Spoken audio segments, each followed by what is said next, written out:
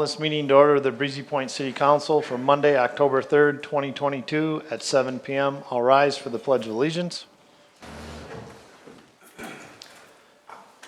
I pledge allegiance to the flag of the United States of America, to the republic for which it stands, one nation, under God, indivisible, with liberty and justice for all.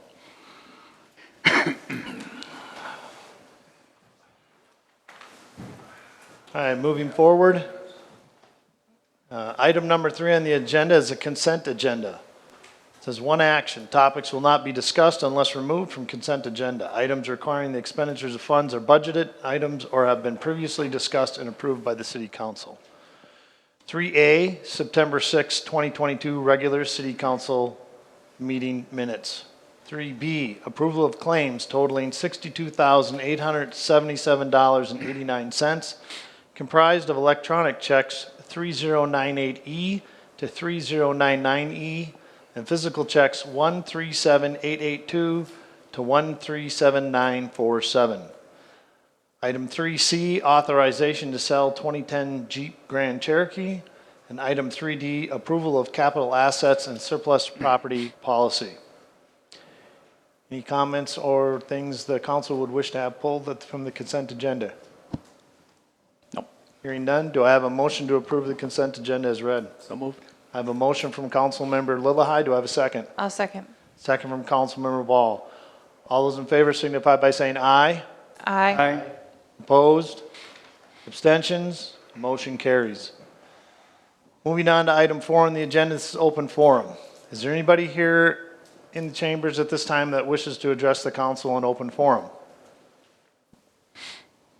Yes. Please come forward, state your name, your address, and what the topic is that you want to address the council on. Toft, 31877 Green Scene Drive, Breezy Point, the disc golf expansion is what I'm here to discuss. Okay. I been here 5 times now talking about this, and the first time I spoke in April, I guess I didn't realize the war was already over, that you guys had made the decision and that was it. So I guess I would appreciate some concessions of what is going to happen once this thing is completed.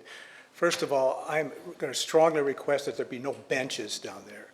An isolated park like that, you're going to have people congregating, and bad things are going to end up happening. I've talked to other disc golfers from other states, and they say when these benches are there, people will sit and they'll drink or they'll smoke marijuana, and they'll say, go ahead and play through. We're just kind of hanging out, and it becomes a hangout place. Now, how it's constructed right now, there are rocks by some of the tee boxes, which people can sit down and do, which I think is a mistake. There's going to be issue with this. I got one right outside my backyard, about 35 yards, like I've mentioned before. Saturday, my wife called the police because there was a 4-wheeler driving down there. Police responded just about immediately, and I didn't hear what happened. I'm assuming they didn't find this guy. But what you guys have on mind when there's snowmobiles driving down there, I'm assuming there's no motorized vehicles down there. I've already talked about and proven that there's been alcohol being consumed down there many times to you folks, and no one seems to care at all about that. So I'm worried there's going to be no enforcement of the law, of the statutes that are there. I know there's a possibility for that to give tickets at least, so these people know that this is not allowed. We're going to hear a lot of noise, I guarantee you that much. Mr. Lillehei, you had indicated that you would come up with some research. You emailed me that. I appreciate that. Yeah. And you said that, and I emailed you back. I said, well, the time for the research would have been before the decision was made to move forward. I'd like to see the research now. I would like to get, because this thing costs probably, if you add, yes? Yeah. Yes, and I understand that. What I would encourage is please keep your comments. This is a point of you being able to tell us, but we're not to engage back and forth in a back and forth conversation. All right, so, sir, I'm sorry. Yep, I'm sorry. just. Anyway, I would like to see that because, I'm hoping this doesn't cost the taxpayers any money. And I'd like to see how that is configured where it isn't going to cost money, because you're going to need to have garbage basically picked up every day, or you're going to have animals down there. It's going to be, that's a lot of grass to mow. I mean, it's going to be a lot of maintenance, I think, more than what you folks realize. I I guess that's all I have today. I do appreciate the open forum allowing me to have these comments. Thank you. Absolutely, thank you. Is there anybody else that wishes to address the council in open forum at this time? Hearing none, open forum is now closed. Moving on to item 5, mayor and city council reports and committee reports. 5A, Mayor, Joint Powers Board. We did have a Joint Powers Board meeting at the beginning of September. The main topic within the agenda was working with the firefighters of the district to get their bylaws updated. So they have a set of bylaws that rule the firefighters or oversee the firefighters, and so we spent quite a bit of time in the meeting going over those with them, talking about potential changes to that. There were recommendations from the Joint Powers Board to them to make some changes. They were going to take that under advisement and bring those back to us coming up this next week. It'll be a week from today when we have our October meeting. We also received news that we received a grant from the Minnesota through the DNR. It's basically a matching grant. So it's matched, and then that money is used to offset some of the costs that we have that go on within the district. So those are probably a couple of the main items. One other thing that was a piece was to have a pump put on tender 3. So that we have 3 tenders for the district, and tender 3 does not currently have a pump. So there was a recommendation by the fire chief to put this pump on. We discussed potential options for that. The Joint Powers Board did go ahead in making the recommendation to approve the purchase of that pump to be put on tender 3. And those are the ones that carry our water, so that when they go to a fire, they can pump it. In a lot of places, they don't have a pump, so the pump's on the tender, so they can pump the water out of the truck out onto the fire or whatever they may be using it for. So, so those were kind of the main topics. We're continuing to work on some other things. Fire officer job descriptions. So actually the job descriptions for the firefighters, assistant chiefs, and captains. And so the personnel committee, which Councilmember Ball is on, will be reviewing those with the fire chief, and then be bringing back recommendations of any changes or additions or things that we want to do with that. So it's going through this total remake of the district right now and updating a lot of things that quite honestly looks like we're out of date by quite a bit. So we're working on that, making progress, and it's slow, but we're getting there. So I don't know, Councilmember Ball, if you have anything that you want to add to that. No, I think that covers it. Thanks. So we'll be talking about some of those, like the bylaws as well as the descriptions, coming up here at this next meeting next week. So any questions from the council? Okay, hearing none, we'll move on then. 5B, city council members. B1, or personnel committee. There's 2 areas under the personnel committee: market study and part-time police officer. So, Councilmember Ball? Yeah, Michael's gone, and I was not able to attend this meeting, so I might defer to David on I this can one. recap what Administrator Chansky? yeah, what the personnel committee discussed. 3 main items. 2 of them will be coming on later in agenda that were actual action items. The first being I had the results of the market study that the council authorized in July presented and then discussed on how we want to move forward. We have some recommendation later on in the agenda, as well as they discussed hiring a new part-time police officer, which will also come on later in the agenda, that recommendation. And then the last thing that the personnel committee discussed was just the essential employee pay that's part of the use of our ARPA funds that the council authorized in June, just getting some clarification from the personnel committee as to when they want to make that payment and the criteria for that payment. All right, great. Thank you for the update on that. Moving on, 5B2, Planning Commission, and there's 3 items under there. Timberlane Point variance, home occupation ordinance revisions, and short-term rental zoning recommendation. Councilmember Lillehei. Right. Like Rebecca, I've missed the meeting. I was in Seattle at the time, but I don't remember what the resolution was on the variance. They were approved. That was approved. Yes. Yeah. both the variance and the CUP were approved. Right. Okay. And then they also, I did review the video on it, and for the home occupation ordinance revision, they were going to be allowing up to 2 non-family members to be authorized. And then they also added in the number of trips, which I think was 8, but correct me if I was wrong. 10. 10. 10 round trip. 10 trips in and out for the occupation. And then other than that, pretty much the language was left as is, but those are the 2 things that they were requested to be looking at. And then they also discussed the short-term rental recommendation, and we'll be talking about that later on, so I'm not going to go into any great detail on that at this point, because we'll get to it later on under the administration and staff reports. So, any other questions on that? Anybody specific? Okay. I don't think so, not at this Okay. point. I don't. Okay. Moving on then, item 5B3, Road Committee. It looks like there's 3 items under there. Do you wish to address those as well, Councilmember Lillahei? I defer to Michael, but his chair is empty, so they did complete the Shoreview lane speed study.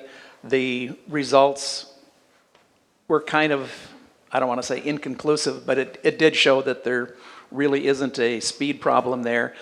This was done with the speed recommendation signs up there, and the speeds that they were recording were very low, so it's probably mostly golf carts on that that were part of the speed study. So they're going to be moving the automated sign, probably putting it away for the wintertime. We'll leave the speed recommendation signs up because there's just no real value in removing them.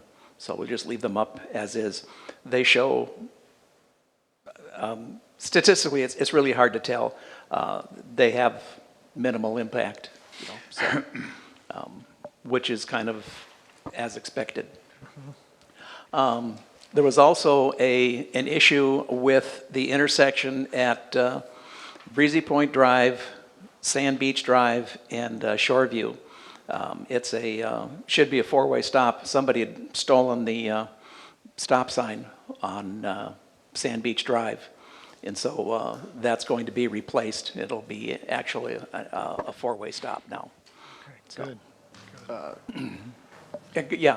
I just want to also make a clarification. So there is a recommendation that came from the road committee of, if you're going northbound on Shoreview Lane, there actually currently is no stop sign. Oh, that's right, yeah. So there's a recommendation of also putting a stop sign So there like- and making it a true 4-way stop. True 4-way stop. Then it would be 100% all directions stopping, Yeah. Correct. which would be very, I think, good. That's a good recommendation. I'd like to chime in if I could, Mr. Mayor. Yeah. Go ahead. That would be a very big help. Yep. And I've got documented, and I haven't given it to the chief yet, but he's going to get it. 3 weeks ago, a guy come around south side of Breezy Point Drive on an ATV with a kid on it. And I have a witness who was in the car with me, and you can't see that stop sign coming from the west to the east because of the trees. You can't see somebody coming, and he blew that stop sign, and out of the corner of my eye, I saw him coming. He was as far over as the kid was hanging on for dear life, and he stopped about 15 feet down the road. I was so shook up, I was unable to hold my iPhone. It was shaking so bad. And the guy that was riding with me didn't have the wherewithal to do it also. But that is a heck of and we need 20 miles per hour in and out on Breezy Point Drive. Spiesel, both Spiesels and his planter are asking for that. And I hope to see that come. That's all I got to say. Okay, The next item was WSB offered a proposal to do a pavement analysis on our paved roads throughout the city. It was totally unrequested. They're offering to do it for free. So we're not standing in their way. We'll let them do that. So it'll be, basically, we did this several years back, which, and we have that in the file right now. But let them, if they want to do it again, that's fine. Not going to stop them. That's not going to stop them. It's not going to cost us anything. Okay. So, Administrator Chansky. Mr. Mayor, if you are accepting the proposal from WSB, I do request that be in a formal motion. Okay, okay. very good. So they'll come in, they'll do a pavement analysis on all the roads that we currently have paved in the city of Breezy Point, if I read right within our packet, correct? And they're doing it at no charge to us? Correct. Okay. Did they give us a timeline to how long they think it would take, and would they give us the results once they've completed it?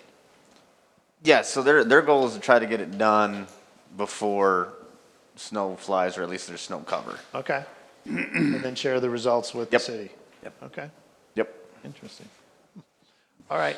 So it sounds like if we want that to happen, we need an official motion to be able to approve them moving ahead with that. So So moved.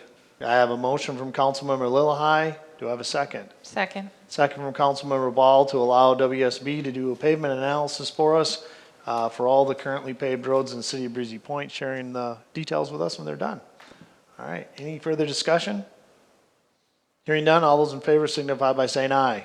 Aye. Aye. Opposed? Abstentions? A motion carries. All right, thank you for the update on those things on Road Committee. B4, Cemetery Commission. Looks like there's a couple items under there. Councilmember Bakken. There are a couple. I do have this may not be the point, Mr. Mayor, to offer this, but I would like to just a brief Citizen of the Year, a notice to the public. Okay. It's defunct. Oh, okay. So Lack of you're interest. publicly stating. Lack of interest, which I'm very, very unhappy about, but a sign of the times, I guess. Nobody wants to elect the Citizen of the Year. So I think Mr. Lillahei is the last of the Mohicans. All right. That said, I'll move on to the cemetery. A couple of items. Number one, there's a broken bench out there, vandalism. The police know about it, cemetery knows about it, and it's being taken care of. And we had vandalism out there when it was recently seeded, and then ATVs ripped it all apart. So that's what you get. Dorothy Johnson, the lead master gardener, were out there this Friday along with Joe Zierden, the Public Works Director, and he was very, very, very helpful with what she wanted done. I was just a gopher, tie a tag here, and that's what, and he walked around and took his notes. So I thank you, Joe, for your cooperation. And he had to come back too. It was my fault, so I apologize for that. I should have said something when I come in the door. Did you catch any fish? No. All right. As the chairman of that committee when it was built and writing the bylaws and the preamble to it, I knew, being involved in that business, that there was a time when the maintenance for the cemetery we got nothing but volunteers, older people like me, and we've run out of older people. So that's in the notes in the preamble, and it's time that the city is going to take the maintenance, and I'm going to be involved with that. I'm going to go out this spring and get 3 bids from the local, and one in Braxton, Brainerd, bids from them for a 5-year project, and it's simply a maintenance trim the trees, do what you need to do, keep it looking pretty. If you see something where you need to shine, shine it. So it's going to be a restricted budget. And other than that, I have nothing further to say other than there's enough money there to take care of it for a long, long, long time. 3 phases. And that's the blessing from local people and donations, etc., and the levy. And we won't be hurting for money, period. I can guarantee that. So I have a clarification. So I would assume that the tags that you put out when you went for your little walkabout was for the lighting improvements? Is that where the new lighting? The lighting Place will go improvements, Joe can talk about that if you would. You're more technical than I am. That's in the works. No, there were deer deer trails, when you go in, you put a tag. The lighting improvements, the cemetery board would like a standard floodlight placed on to the left of the entrance. There's a sign that says, the cemetery, the name, and then another floodlight placed at ground level, pointing at that flag, the American flag at the entrance. Good. And then floodlight that would cover all 3 flags down at the Veterans Memorial. Excellent, thank you. Appreciate that clarification, thanks. All right, thank you for the report. Moving on then, we're moving on to item 6 in the agenda, administrator and staff reports. I will state that before we move on to this, when we get into these areas of the agenda, unless I give permission from the crowd to speak on these, and there are certain ones that of course we will, I ask that unless I allow you to come forward and make comments, that you please withhold those comments. So, I mean, we have a public hearing, but there are other things within this that don't require a public hearing. So my point being is that under action items, I can, at the purview, allow people to come forward and speak on those action items if I so choose. So just so everybody's aware of that. So 6A, public hearing and reconsideration of proposed ordinance 2022-03. So we are now going to have a public hearing on this proposed ordinance. I'll open it up to comments from the audience. I ask that when you come forward, you state your name, your address, limit your comments to 3 minutes. And I also ask if others in the crowd are sitting there and the comments that you were going to make are already made, please do not come forward to leave redundant comments. So if it's something new you want to add to the discussion, I would greatly appreciate you doing so, but we try to encourage redundancy to keep it down. So, all right, so with that, the public hearing is now open. If you'd like to come and address the council on the proposed ordinance 2022-03 as it has been amended, please come forward at this time, one at a time. I'll ask again. Is there any? Joe Doty, 30718 Rice Creek Drive. I've been following this for a while now, and this home occupation is quite a interesting thing for most people. You were dealing with a few things on your proposed ordinance change here that I think need to be looked at a little bit. Number one, for me, is the traffic. And last time we were here a month ago, the Planning and Zoning Board did send through a motion for you to consider 8 cars in, 8 cars out. And somewhere along the way, that conversation got sent back to the Planning and Zoning, and it got changed to 10 cars in, 10 cars out. So where we went from 8 in, 8 out to 10 in, 10 out, I'm confused by. There was some conversation at the Planning and Zoning Board that there was some confusion on that. There clearly was absolutely no confusion on what their intent was. Their intent was 8 in, 8 out for a total of 16 cars a day. So how it got turned around to a new number of 10, I'm not exactly sure, but I even feel that 8 is too many. But going forward with what they've put in front of you, I would hate to be the gentleman or the family that lives on that road that has 2 people doing home business and now it has 40 cars a day going by, as well as normal everyday home traffic of all your neighbors. It just seems excessive. At one point, at the Planning and Zoning Board, they were kind of hitting on what I thought was actually probably one of the most important things. I'm not exactly sure how they would regulate it, but it was more due to the pressure put on the neighborhood, the type of roads you had, the type of neighborhood you had. They were trying to figure out how to make that traffic fit the neighborhood. So a general 10 cars in, 10 cars out, while that may feel almost unable to feel it on County Road 11, Dove Street would be a whole different program. So I think you have to figure, when you're looking at this, how does it fit the actual neighborhood? How do we keep those traffic numbers down? And at what point do we decide, hey, this really is a retail business or a commercial business and belongs in our commercial district, which we have land for that is not being used? I understand the incubator part of trying to start a business at home, but at the same time, once they reach a certain point, they need to move on. I'm a local business person, I understand that. I would love to run my business out of my home, but it's not appropriate. So I think we need to accommodate those things as we move forward. Yes, there's a need for home occupation. We have to watch the traffic, and when they get big enough, they need to move on. Thank you for your time. Thank you.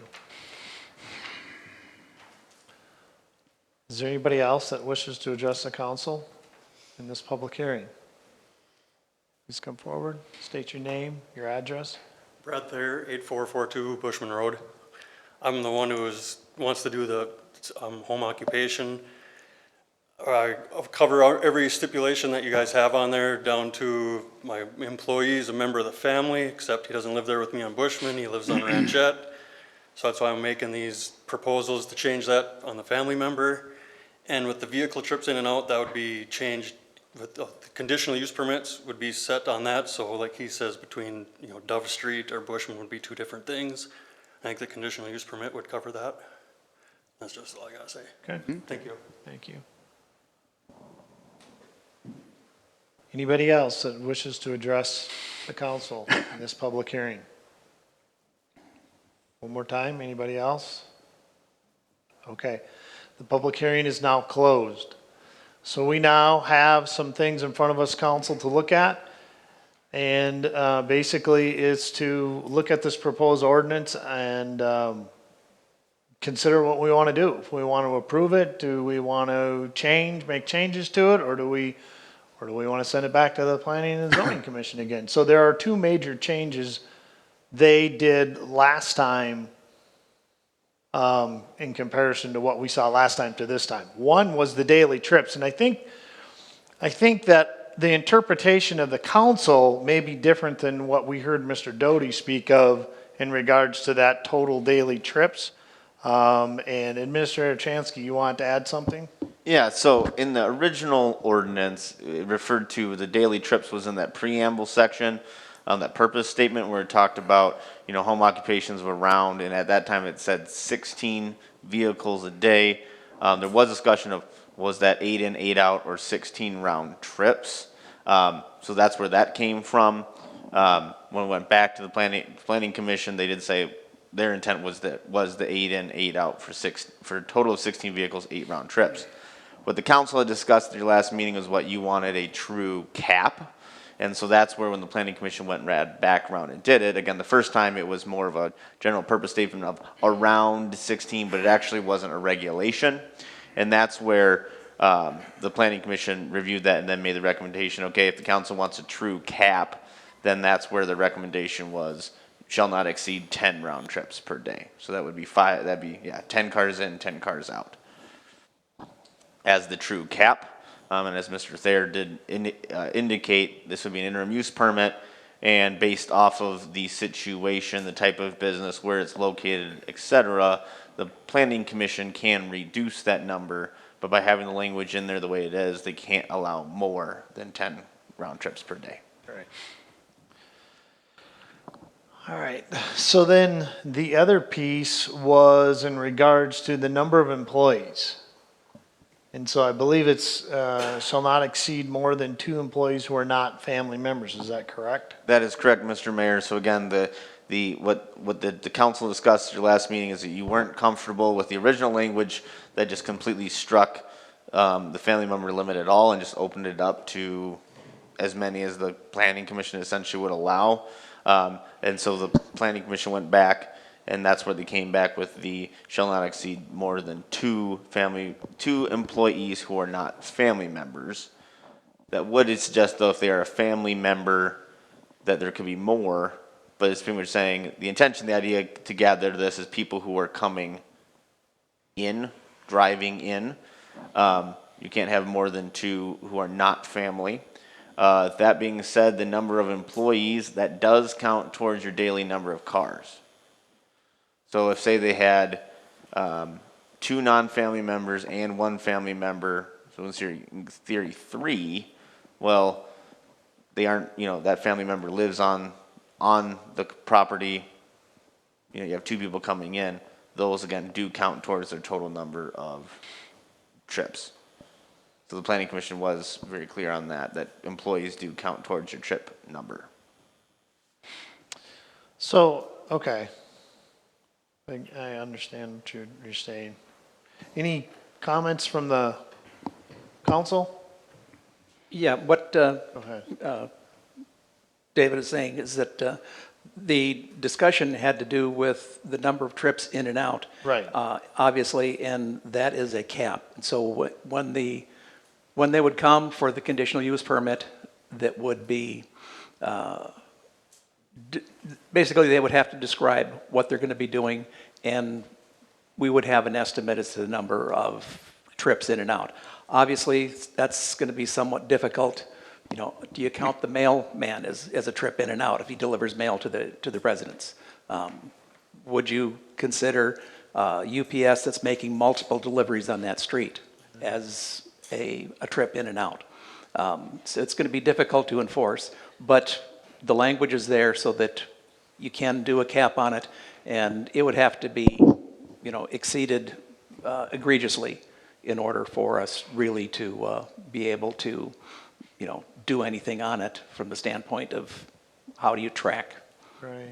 through a neighborhood. And obviously, as Mr. Doty said, something on Dove Street or County Road 11, totally different than it would be like on Nickel Road, or one of the back Right. streets. We could, though, however, definitely include the employees, because we would know that if they were Right. to give us that information, which Yeah. we could request. Yeah. So that could be included as a part So of that. if the company is doing a business that is going to have multiple shipments during a day, okay, then, yeah, you can put your hands around it pretty easily. Right. But if it's like 1 or 2 FedEx deliveries a week,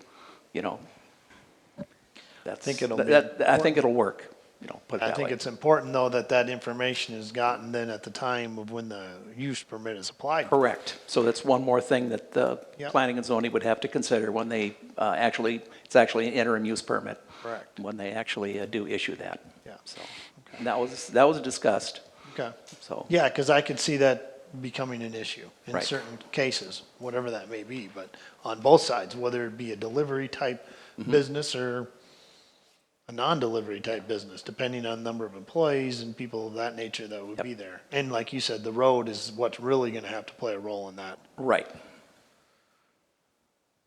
Council, I'll go to Administrator Chansky and then over to Councilmember Bakken, because you had your hand up. Go ahead. I was just going to add with that another clarification with the trips in and out. The planning commission also discussed that any activity related to the residents, taking your kids to school, things like that, does not count for the cap. Right. It is trips related to the business. Correct. And that's where Councilmember Lillehei comes into, it's going to take some discretion when it comes to, UPS. Are they dropping off an Amazon package for the residents, or is this an actual business, and I think, again, when we're looking at business deliveries, we're thinking of, deliveries of material Right. or something. I just think it's going to be really important for the Planning and Zoning Commission to really look at all the different pieces when it comes to issuing those conditional use permits with regards to that. The roads, the amount to all that. Otherwise, we're going to end up back in a situation again. Councilmember Bakken, did you have something you wanted to add? I thought you were going to speak. The anomaly between 10 and 8 cars, how did that happen? It's in the way, it just got defined. It's defined now. Yeah, it's defined. And this is a cap, okay? All right, I like that word. That's a cap, so I it cannot like that exceed word. that. That's And the highest it can go. That's the highest it can go. Period. Yes, The got it. interim use permit may limit it Understood. to 3 or 4. Thickner Okay. region head. And the interim use permit, just like a conditional use permit, violations, it can be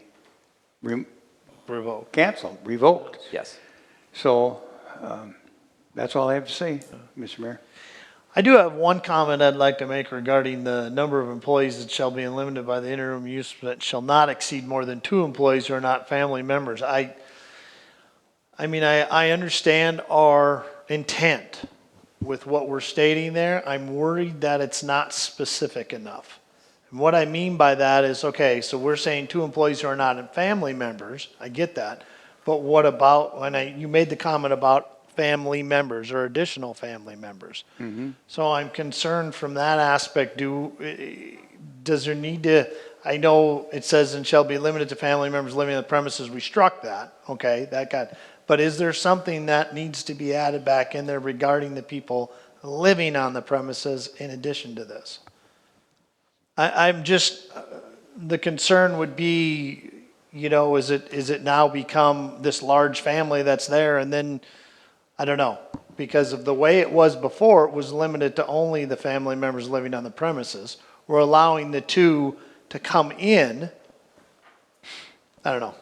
Maybe I'm overthinking it. Administrator Chansky. If I can, Mr. Mayor, I think the idea there is, again, I think the concern was in people who don't live on the premises, again, it's the traffic.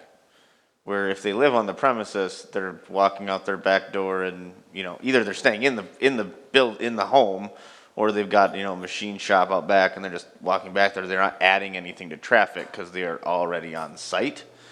And so I think that's when the planning commission was considering this, it had more to do with the concerns of traffic. But I think the mayor, I think to the point that was added about family members, what's a family member? Is it somebody that lives 4 houses down from you or, 2 miles away that still has to drive there? Not necessarily some family member who's living with you because that language was removed. Right, and I think that's kind of what and so I'm just concerned about, does that open it up all of a sudden to where now it becomes. Well, I mean, it's unlikely probably that it would become Right, a problem, that's but true. it's possible, yeah. again, this is getting back to the request from city council to put a cap on it. And so the cap is 2. The interim use permit can say, well, you can't have any non-family members, or it could say you could have 1, or could you have up to 2. Okay, so So again, that's gonna, it we is need a to make cap. sure that gets spelled out well. Right. So Yep. should it say, "And shall not exceed more than 2 employees who are not family members living on the premises"? Right. Because that That's the sounds point I'm like getting at. the intent is not to allow more than 2 employees, regardless of where they live, outside of the home, to Exactly. come in. Thank you. Yeah. She articulated what I could not, so. Because we're not requiring family members to live on the premises anymore. Take a bow. So that would be my concern. I guess from my perspective, I would like to have some type of a language like that added into it. Now, we could do it here, we can send it back. But we don't have to. I think we can We do it here if don't. we I think we can understand that just was do the it here, intent. make the change and approve the ordinance. I think that's what I would like to see was gonna done. say, Sure. We own the language. Yeah, okay? I know that. So that's my recommendation to the council, is that we put that language in there. How Councilmember Ball stated it. Do you want me to repeat that, David? Or do you got it? 2 employees who are not, Who are not family members who living live on the premises. Yep. Yeah. Correct.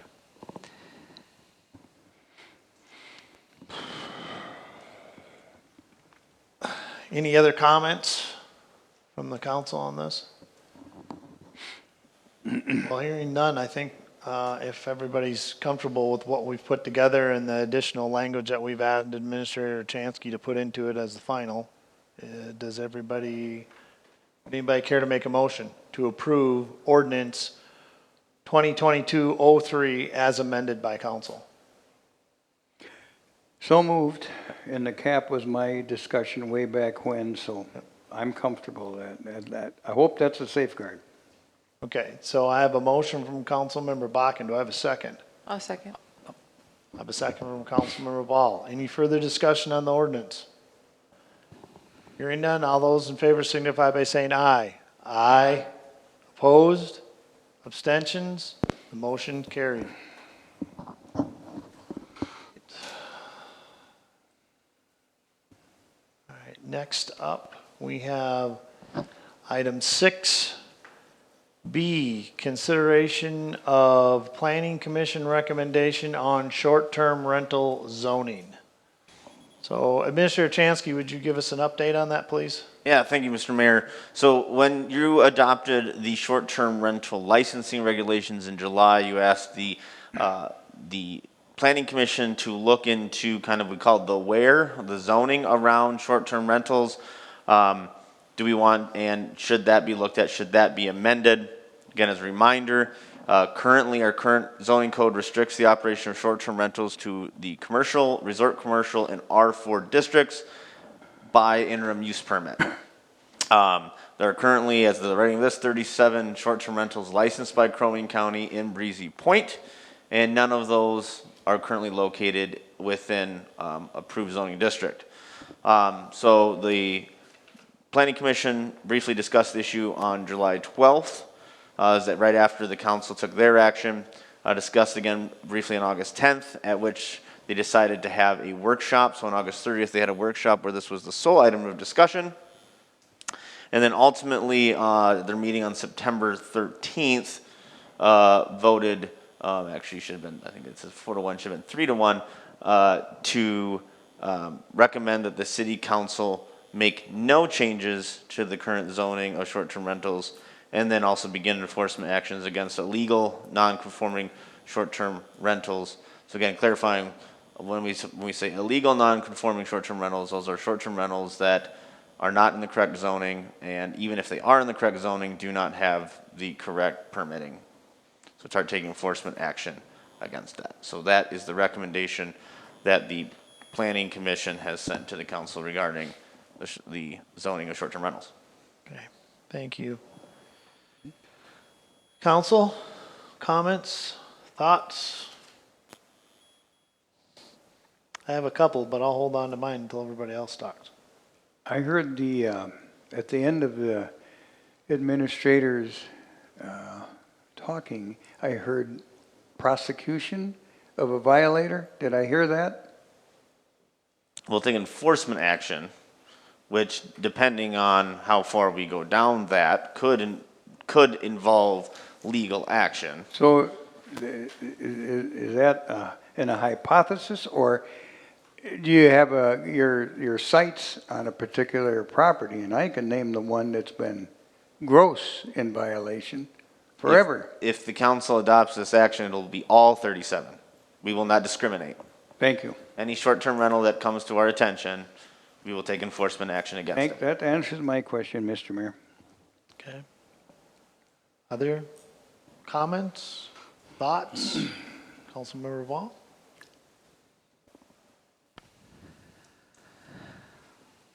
I'm fine with the planning and zoning's recommendation. I could go a more liberal direction with those 37 probably. With the same restrictions as all the other property zones. Just a point of clarification, I feel like I bring this up every time and I still don't understand clearly, but without an interim use permit, those 37 properties. So currently, in our current code, those 37 cannot operate, period, because they're not in one of the 3 approved zones. Even 4 times a year? They can do the 4 times a year. Okay, that's what I wanted to clarify. clarify. Sorry, So thank you. they're They without can- an interim use permit, or do they need the interim use You permit? don't need the interim use permit. They don't to do the 4 times a year? Right. They would not. Okay, just Yep. for my benefit, thank you. Under the current zoning, those within a commercial resort, commercial R4, to operate more than 4 times a year, would need the interim use permit, as well as effective January 1st, a license. Right. And are we I assume we're not aware if those 37 are operating more than 4 times a year? No, I would assume that if they bothered to get a license from Crow Wing County, they're operating more than 4 times a Okay, year. just, Which leads us to that piece. But yeah. Right. Councilmember Lilloye, did you have anything? Yeah, what planning and zoning is proposing puts us right back to where we are, okay? And essentially, we would be saying that the existing operating short-term rentals would be essentially put out of business, which may open us up to legal challenges. We would be better off saying, let's just totally eliminate short-term rentals within the city, or put like a cap on the number of units that we could have. Because the county will still be issuing license if we say it's only in these certain areas. The only way that we would be able to stop the county from issuing the county license is by completely outlawing them, okay? And that's, that would close the door on it. And that seems to be, too much of a hammer. These people have the right, and right now it's an industry that is actually, it's allowed, it's very popular, and people should have the right to do that. So my feeling is maybe a compromise would be to limit the number of short-term rentals and allow them in the areas that they are operating in, basically anywhere in the city. But And get away from the interim use permit? Or are you saying Well, no, keep that process? yeah, They'd still have to. they have to have a that. license Okay, now. right, but I know they have to have a license, but would they need an IUP? They would, because they'd go beyond that. Well, Well, I mean, if they did more than 4 times a year, they would, based on what we currently have. Right, Agreed. what we currently have, but my question is, the could you? IUP and the city license would be duplicitous. Right, that's sort of what I'm trying to Right. get at, is Yeah. it does seem sort of, the If we point would- of the ordinance was to try to get away from Having the IUP. IUP and the which- enforcement involved with that. Right. The IUP enforces it, quote unquote. Well, right, We'd have, If it's enforced, right, well, the thing is, we would have a much bigger hammer utilizing the new ordinance as opposed to requiring an IUP. right. And you wouldn't need both. Right. The IUP process, if somebody violates it, we write them a letter, wait for a non-response, write them another letter, wait for a non-response, and then we send them a nastygram from the lawyer and wait for a non-response. And by that time, everything's all over and they say, okay, I'm done for the year. And then the clock resets and starts all over next year. Whereas the ordinance now has that hammer, it keeps track. And if you have violations within an 18-month period, you lose your license and then you cannot operate. So, right, correct. Yeah. And so there's a couple of things that I see. So you brought up some of the same things I was going to bring up about Yeah, what we're dealing with. Part of the issue is, back to your point, is that if we allow that under that 4 times a year, okay, it doesn't hold water because Crow Wing County's ordinance doesn't have that restriction and they're not going to recognize ours. Right. We can go to them and scream to high heaven. They're not going to change what they do unless they would be willing to in their upcoming review of their ordinance, which I honestly, while we're making comments, I don't see that happening. So with that being said, even if we restricted them to 4 times a year, it goes back to Administrator Chansky saying, most likely right now, they're not operating 4 times a year. They're operating as many times as they possibly can because they're looking at Crow Wing County's license and saying, I'm good. Now, again, if we wanted to stay with that, we're not going to solve the problem. Because we're going to be, again, out of whack with what Crow Wing County's ordinance is, which is a part of what started the whole process. So here's, in my mind, I'm going to put this out here to the council. Here's what I'm thinking. This is what I've been thinking about for a while. We put a cap, and I think we do a trial period. I'm just throwing this out there. 3 years, we can even do 2 years if we want. 3 years, we put a cap, and the number that I've come up with is 60 total. That can be short-term rentals licensed anywhere in the city, okay? That includes the 37 we know that are already operating out there that don't have our license. We set it up that as of January 1 of this year, 2023, we open that up. And it's first come, first serve. In other words, you have to come in, you have to get your license, you've got to get it. When the 60 are done, it's done, we're capped. There's no more given out. 60 is the limit, and if we find somebody operating within the city without the license, of course, then we take action. Right. Because they don't have our license. If then somebody decides not to, this is just decides to no longer function as a short-term rental, they would have to notify the city, and that space would then open up. And somebody else could come in and apply for that. And we could put a notice out there. We can use our website. There's all sorts of ways we can get the information out.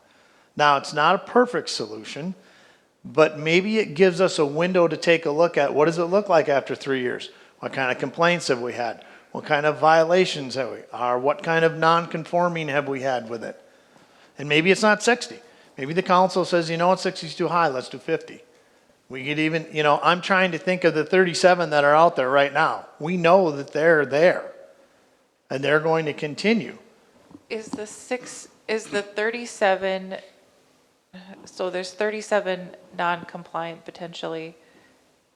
Do we know what the number is, including those within a resort commercial? There's none in the resort commercial. None in resort commercial? I'm just thinking like, are we already at 60? Are we up to 6? We're not. No. We're not, okay. No. Okay. So the 37 is the number that we know of. That's there, and none of them are in the areas where we want them to be. Okay. So we could even go, like I said, 50. We could lower that number. And we could go 2 years if we wanted to. We could even go a year, and the council could revisit it in a year and say, okay, because we're going to be tracking that. We have ways to be able to track that. We're going to have things in place so that the city administrator can bring back to a council in a year and say, after a year, here's what we have. Here's the amount of violations we've had. Here's the issues we've had, so on and so forth. At that time, the council can then decide, well, let's stay with this another year. Let's stay. That's why I said a couple of years, because here's my thinking. 1 year isn't a big enough window. Okay, anytime you do averages, you usually try to do at least a couple, 2, 3 years so you get a data stream. So you get trends. 1 year isn't going to show you a trend. 3 to 5 is what they always say. So that's what I kind of use 3 as that number out there and say in 3 years it can be risen. Unless there becomes a huge issue and it's brought to the council's attention, they can revisit it. Just because it says 3 years, it doesn't mean the council couldn't come back earlier than that and say, well, wait a minute. We're finding out we have a problem here. We need to readjust this. So it's just a thought. I know there's a lot of information in that, but it might be a short-term window into looking at what it is. Does it fix the problems? Maybe not in the entirety, but I'm banking on the fact that we are going to be able to do a better job of the enforcement end of it. That's where I'm looking at it from. Yeah. Is that we're going to be able to do a better job of enforcement with our staffing, to be able to follow up on complaints, to be able to make sure if there's somebody that's not complying to the ordinance that we penalize them and we can take that license away from them as a part of that. So that's what I'm banking on from that perspective. So that's my thoughts. Comments? Comments? That's what we're doing right now, is talking comments. All right. Yeah, go ahead. I was just, Disrespectfully, no, go ahead. you should be a car salesman.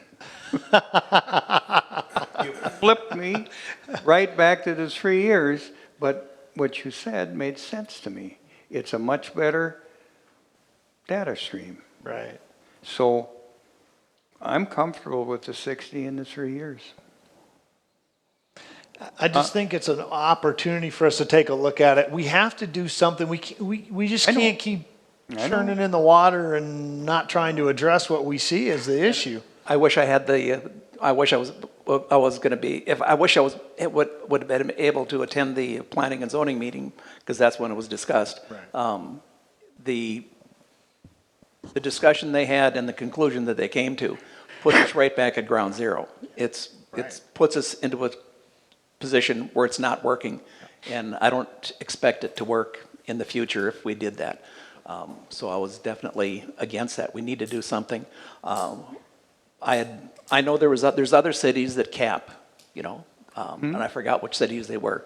There's some cities that totally outlaw them. Some cities Yeah, put a cap on them. That was my initial And I don't Your think a total reaction. outlaw is the answer. cap it. yeah, because It would be the first 60 you're proposing that would come in and get a Yes. license. Right. It's a first come, first serve. Yep. So if you want to get that, you need to be ready to go, come in, have all your documentation, be able to sign up, and when the 6th year are filled, we close it. right. And that's just the way it is, and I think that has to be that way. And- Administrator Chansky. Just a question on that and a quick clarification is, in that scenario, at least for the first year, would you give preference to those that are currently licensed by Crow Wing County, or do you truly want it to just be that first come, first serve for until the 6th year filled? If I would, this is just me speaking, I'm not speaking for the council. From my perspective, I would say we could send them a letter, and that's all we would do. Then it's up to them. We wouldn't have to do that, I'm just throwing that out there. So we can just do a first come, first serve, and it's, the notice is put out there, and it's on them to be, aware of it, because if they don't, and they go back to Crow Wing County and get a license now, and they don't have a license from Breezy Point, they're in violation, and we can follow up with it then. But the key thing is, in order for them to apply for our license, they have to have already approved Correct. county license. Yep, no, I So, agree. The I people agree. that are operating, technically, they would already have at one, so They they have would- one step completed. Yeah, so they just have to renew that as opposed to getting a So- whole new deal. And we would request then changes to the zoning to reflect this. Right, Yes. yes, so, This is great. yes. This creates work for us. So, Mr. Mayor, if I can. Yes, so, go ahead. If the council chooses to go this direction, my recommendation would be just to streamline this, especially as we're fastly approaching the end of the year, is have staff, we'd come back in November with, just actually come back as an ordinance amendment, one to clarify, put that cap, we'd probably amend it to the licensing ordinance, and then also at the same time, we would have that ordinance would repeal all the current language on short-term rentals about it's only in these 3 districts and you have to have an IUP, because I think the intention here is that would overrule that. So that ordinance, again, would implement this change that you're recommending and repeal all the current language. Right, give them a time then to clean it all up, bring it back to us in one final copy, and we could approve it then in November, is that what you're stating? Correct, and then we as staff can start doing the actual the administrative process of getting the information out there and actually allowing people to start applying for those licenses. So effective January 1st, they're ready to go. So basically, that was what our motion would be. We'd make a motion to do that, to direct staff to. Bring it You back. want an action motion tonight, I would think, so that you can go back and do that. Yep, direct us to bring it back in January, or just in November, as you discussed. So any more further discussion from the council? Do I have a motion of that? Go ahead, Tom. So moved that we would direct staff to incorporate the discussion that we've had here as far as adding the cap at 60 Yep. and opening up to all zoning areas. And I think that was that First pretty come, much first served basis? first come, first served basis. Yeah, Okay, 3 years. 3 years. 3 years. Yes, 3 years. Yep, yes. okay, to revisit after 3 years. Then I got another comment later on. Okay, do I have a second to that motion? Second. Okay, I have a second from Councilmember Bakken. Discussion. I know, I think we've had, I think this is going to be a good workable plan. I have confidence in the new ordinance that'll give us the hammer that we need, and it'll put the enforcement Yes, that, that's the key. that'll actually work. That's the key. So, That is the key. So, any other discussion? Hearing no other further discussion, all those in favor signify by saying aye. Aye. Opposed? Abstentions? Motion carries. All right, we're going to take about a 2-minute recess here because we need to reset our timer. So I'm going to recess the meeting and we'll reconvene at about 8:02.